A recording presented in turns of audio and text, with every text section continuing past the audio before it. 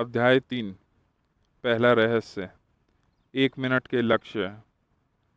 जब युवक टेरेसा ली के ऑफिस में पहुंचा तो वह अपना चश्मा हटाकर मुस्कुराई। मैंने सुना है कि आप हमारे मैनेजर से मिल लिए हैं। वह काफ़ी कमाल के इंसान हैं, है ना? वह ऐसे ही लगते हैं। क्या उन्होंने आपको सलाह दी थी कि आप हमसे मिलकर यह पता लगाएं कि वे किस तरह से प्रबंधन करते हैं? निश्चित रूप से, टेरेसा ने कहा। यह आश्चर्यजनक है कि यह तरीका कितनी अच्छी तरह काम करता है। मैं अब भी इस बात पर हैरान हूँ कि उन्हें मेरे साथ कितना कम समय बिताना पड़ता है, क्योंकि अब मैं सीख चुकी हूँ कि अपना काम कैसे करना है। क्या यह सच है? यकीन माने, यह सच है। मैं अब उनसे शायद ही कभी मिल पाती हूँ। युवक ने पूछा। आपका मतलब है आपको उनसे कोई मदद नहीं मिलती? उतनी नहीं जितनी शुरुआत में मिलती थी। वैसे किसी नए काम या जिम्मेदारी की शुरुआत में वह मेरे साथ काफ़ी समय रहते हैं। तब वह और मैं हमारे 1 मिनट के लक्ष्य बनाते हैं। 1 मिनट के लक्ष्य? वह क्या हैं? टेरेसा ने कहा। यह 1 मिनट मैनेजमेंट के 3 रहस्यों में पहला रहस्य है। 3 रहस्य? युवक ने पूछा और वह ज़्यादा जानने के लिए आतुर था। हाँ, टेरेसा ने कहा। 1 मिनट के लक्ष्य तय करना 1 मिनट मैनेजमेंट की शुरुआत है। देखिए, ज़्यादातर कंपनियों में यह होता है कि जब आप कर्मचारियों से पूछते हैं कि वे क्या करते हैं और फिर उनके बॉस से पूछते हैं तो प्राय आपको 2 अलग अलग जवाब मिलते हैं। वास्तव में मैंने जिन कुछ कंपनियों में काम किया है वहाँ यह होता था कि मैं जिन चीज़ों को मेरे काम की जिम्मेदारियाँ मानती थी और जिन चीज़ों को मेरा बॉस मेरी जिम्मेदारियाँ मानता था, उनमें कोई संबंध बस संयोगवश ही होता था। फिर मैं कोई ऐसी चीज़ ना करने के लिए मुश्किल में फंस जाती थी जिसे मैं अपने काम का हिस्सा मानती भी नहीं थी। युवक ने पूछा। क्या यहाँ ऐसा कभी होता है? नहीं, टेरेसा ने जवाब दिया। ऐसा यहाँ नहीं होता। हमारे मैनेजर हमारे साथ बैठकर यह स्पष्ट कर देते हैं कि हमारी जिम्मेदारियाँ क्या हैं और हमें किन चीज़ों के लिए जवाबदेह ठहराया जाएगा। लेकिन वे ऐसा करते कैसे हैं? युवक जानना चाहता था। टेरेसा ने मुस्कुराकर कहा, पहले से ज़्यादा कार्यकुशलता के साथ। वास्तव में आजकल मैं उन्हें न्यू 1 मिनट मैनेजर कहती हूँ, क्योंकि वे नए तरीके से चीज़ें कर रहे हैं जो अब और भी ज़्यादा कारगर है। वह कैसे? उसने समझाया। मिसाल के तौर पर वे हमारे लक्ष्य तय नहीं करते हैं। इसके बजाय वे हमारी राय तथा विचार सुनते हैं और हमारे लक्ष्य तय करने के लिए हमारे साथ साथ काम करते हैं। जब हम सबसे महत्वपूर्ण लक्ष्यों के बारे में सहमत हो जाते हैं तो हर लक्ष्य का वर्णन एक पेज पर किया जाता है। उन्हें ऐसा लगता है कि किसी लक्ष्य और इसे प्राप्त करने का समय, क्या करना है और कब तक करना है, को व्यक्त करने में 1 या 2 पैराग्राफ से ज़्यादा नहीं लगना चाहिए। ऐसा इसलिए ताकि इसे लगभग 1 मिनट में ही पढ़ा जा सके और इसकी समीक्षा की जा सके। एक बार जब हम लक्ष्यों को संक्षेप में लिख लेते हैं तो उन्हें बार बार देखना आसान होता है और महत्वपूर्ण लक्ष्यों पर केंद्रित रहना भी आसान होता है। अतः मैं अपने लक्ष्य उन्हें ईमेल कर देती हूँ और उनकी प्रति अपने पास रखती हूँ ताकि हर चीज़ स्पष्ट रहे और हम दोनों एक ही समय पर मेरी प्रगति की जांच कर सकें। अगर हर लक्ष्य के लिए एक पेज का वर्णन होता है तो क्या हर कर्मचारी के लिए बहुत से पेज नहीं हो जाते होंगे? नहीं, दरअसल ऐसा नहीं होता। हम 80-20 के नियम पर चलते हैं, यानी आपके 80% सचमुच महत्वपूर्ण परिणाम आपके 20% लक्ष्यों से मिलेंगे। इसलिए हम सिर्फ उन 20% लक्ष्यों के लिए ही 1 मिनट के लक्ष्य तय करते हैं, यानी हमारी जिम्मेदारी के मुख्य क्षेत्र शायद 3 से 5 लक्ष्य। जाहिर है, अगर कोई खास प्रोजेक्ट आ जाता है तो हम 1 मिनट के खास लक्ष्य तय कर लेते हैं। उसने आगे कहा, क्योंकि हर लक्ष्य को लगभग 1 मिनट में पढ़ा जा सकता है, इसलिए हमें कभी कभार समय निकालने के लिए प्रोत्साहित किया जाता है, ताकि हम देखें कि हम क्या कर रहे हैं और यह भी देखें कि क्या हमारा काम हमारे लक्ष्यों से मेल खाता है। यदि यह मेल नहीं खाता है तो हमें अपने कामों में बदलाव करना होता है। इससे हमें ज़्यादा जल्दी सफल होने में मदद मिलती है। युवक ने कहा, तो आप देखती हैं कि क्या आप अपेक्षित काम कर रही हैं या नहीं। आप अपने मैनेजर का इंतज़ार नहीं करती हैं कि वह आपको यह बताए। हाँ, तो एक तरह से आप अपना प्रबंधन खुद कर रही हैं। बिल्कुल, टेरेसा ने सर हिलाकर कहा। उसने आगे कहा, और यह ज़्यादा आसान है, क्योंकि हम जानते हैं कि हमारा काम क्या है। हमारा मैनेजर ये सुनिश्चित करता है कि हम ये जान लें कि अच्छा प्रदर्शन कैसा दिखता है, क्योंकि वह हमें यह स्पष्ट दिखा देते हैं। दूसरे शब्दों में, अपेक्षाएं हम दोनों के सामने ही स्पष्ट होती हैं। हम में से कई दूर रहकर भी काम करते हैं, इसलिए हमारे मैनेजर हमेशा आमने सामने नहीं दिखा पाते हैं कि हमारा प्रदर्शन कैसा होना चाहिए, लेकिन वह दूसरे तरीकों से ऐसा कर देते हैं। क्या आप मुझे कोई उदाहरण दे सकती हैं? बिल्कुल, टेरेसा ने कहा।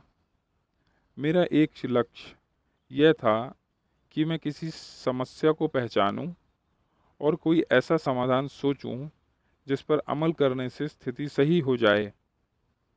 शुरुआत में जब मैंने ये काम शुरू किया तो मैं यात्रा कर रही थी। वहाँ मुझे एक समस्या नज़र आई जिसे सुलझाना ज़रूरी था, लेकिन मुझे समझ नहीं आ रहा था कि इसे किस तरह सुलझाया जाए। इसलिए मैंने उन्हें फ़ोन किया। जब उन्होंने फ़ोन का जवाब दिया तो मैंने कहा, मेरे सामने एक समस्या है। इससे पहले कि मैं और कुछ कह पाऊँ, वह बोले, अच्छी बात है, उसे सुलझाने के लिए ही तो तुम्हें काम पर रखा गया है।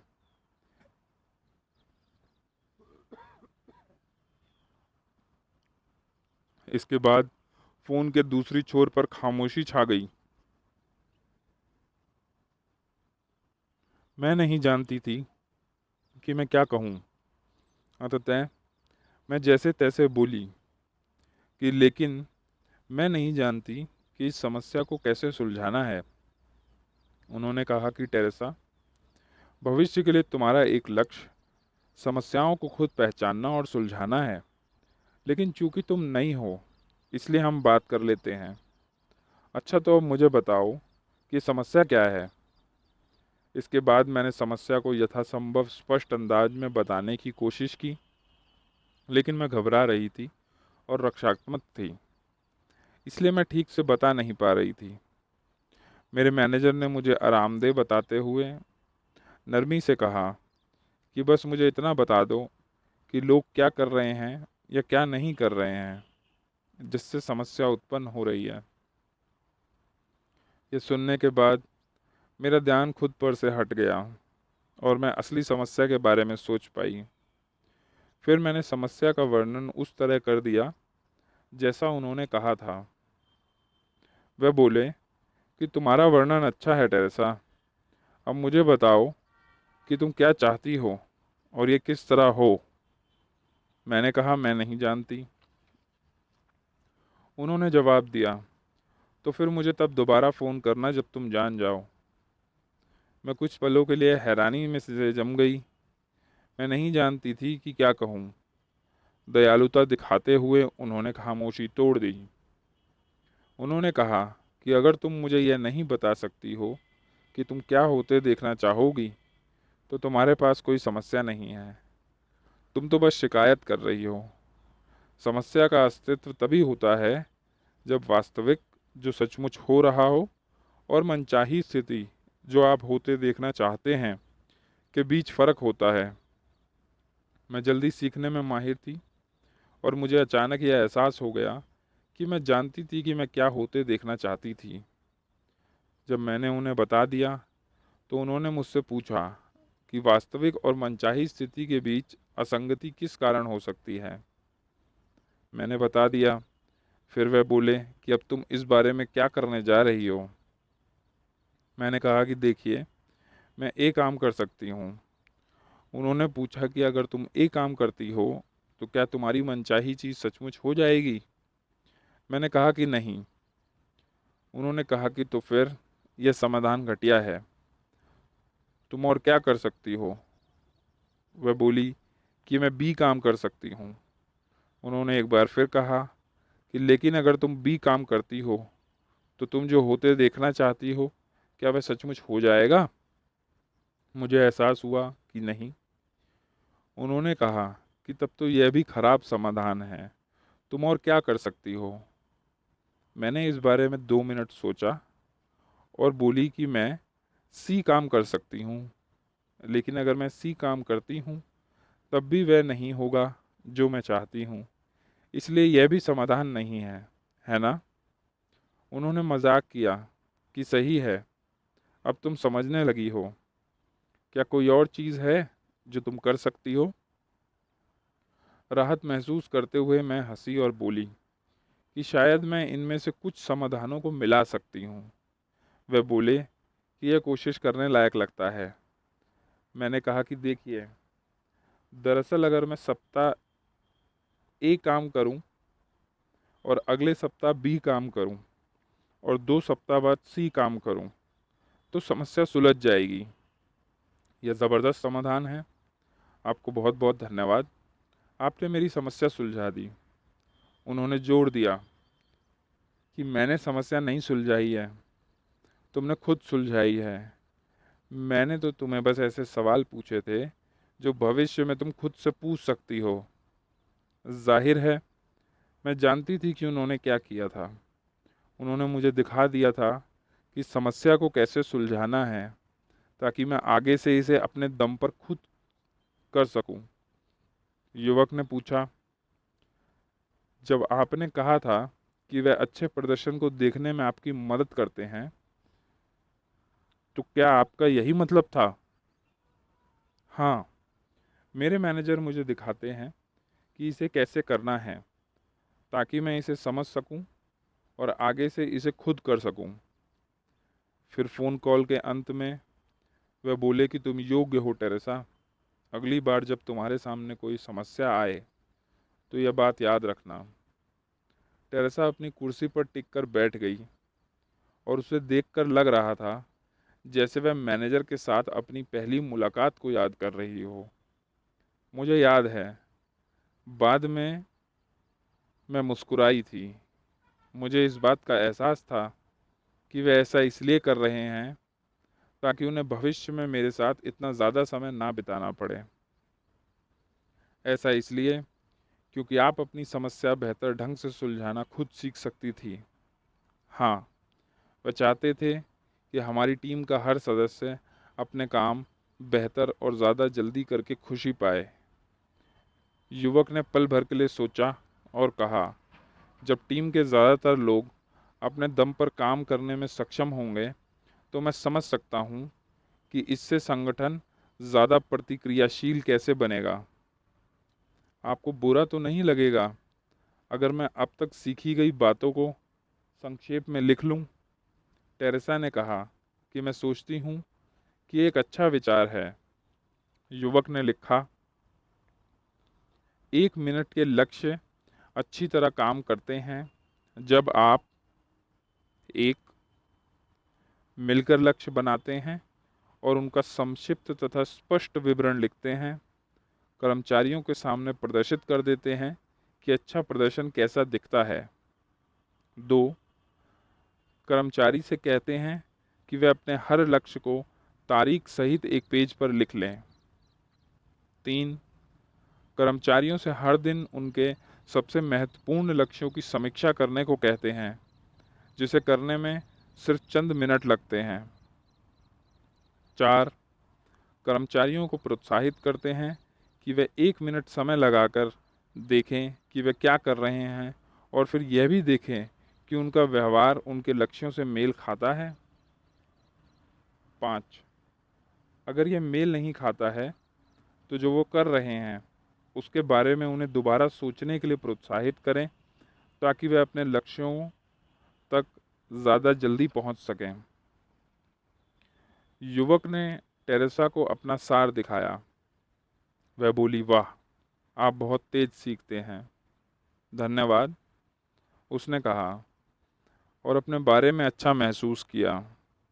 अगर 1 मिनट के लक्ष्य तय करना 1 मिनट मैनेजर बनने का पहला रहस्य है, तो क्या मैं पूछ सकता हूँ कि बाकी के 2 लक्ष्य क्या हैं? टेरेसा मुस्कुराई और अपनी घड़ी देखकर बोली, आप पाल ट्रेनेल से क्यों नहीं पूछते? मेरे बाद आपको उनसे मिलने जाना है ना? वह इस बात से प्रभावित हुआ कि टेरेसा पहले से ही उसका कार्यक्रम जानती है। वह उससे हाथ मिलाने के लिए उठा और बोला, हाँ, और समय देने के लिए आपका बहुत बहुत धन्यवाद। आपका स्वागत है। समय एक ऐसी चीज़ है जो अब मेरे पास बहुत ज़्यादा है। जैसा आप शायद कह सकते हैं, मैं खुद न्यू 1 मिनट मैनेजर बनती जा रही हूँ। आपका मतलब है कि आप गौर करती हैं कि क्या बदल रहा है और फिर 3 रहस्यों को लागू करने के नए तरीकों की तलाश करती हैं। हाँ, परिवर्तन के हिसाब से ढलना मेरा एक मुख्य लक्ष्य है।